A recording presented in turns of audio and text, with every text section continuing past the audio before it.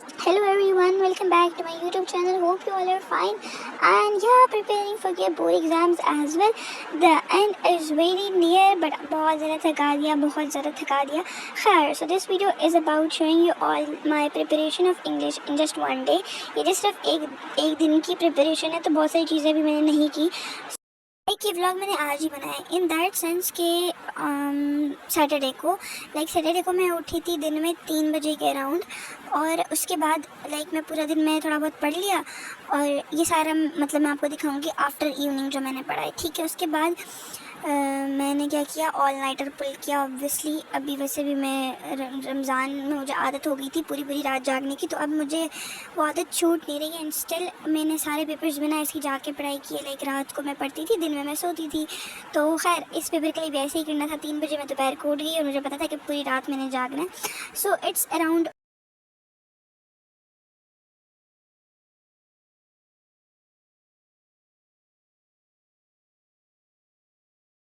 तो पहले मैं आपको बता दूं कि पहले मैं यहाँ पे क्या कर रही हूँ. तो सबसे पहले यहाँ पे मैंने इंग्लिश का जो भी ग्रामर था वो लिख लिया.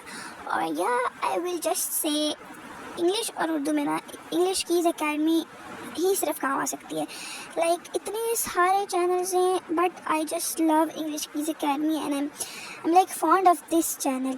मुझे पता नहीं है कि मैं कैसे एक्सप्रेस करूं, but it's so very nice.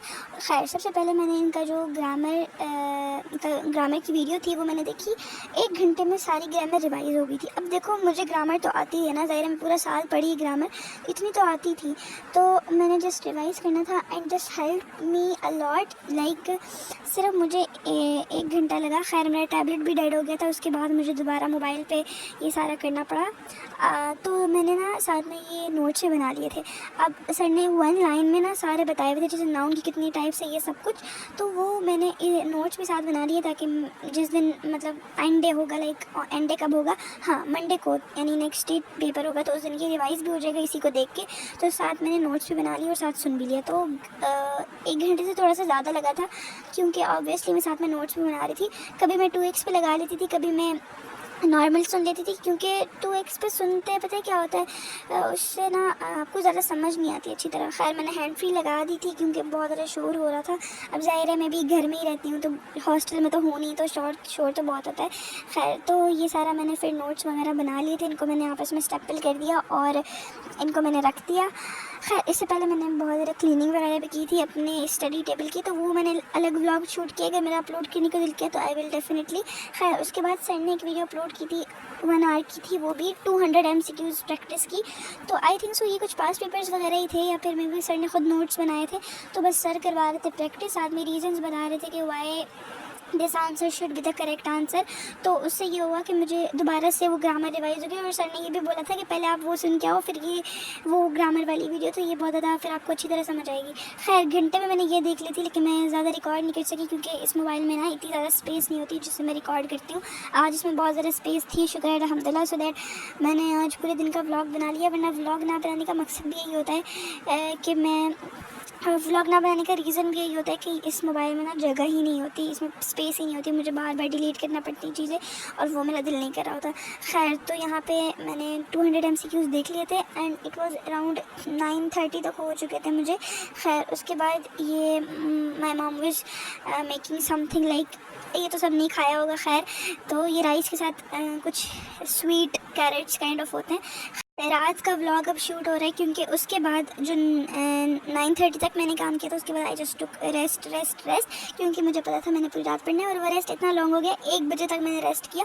But हाँ, खैर, उसके बाद 1 बजे से मैंने पढ़ना स्टार्ट किया. ये व्लॉग मैंने 2:44 पे से स्टार्ट किया था क्योंकि my mom was not giving this mobile to me, उनके पास होता है ये. खैर, तो यहाँ पर पहले मैं आपको दिखा रही थी कि मैंने क्या क्या किया था.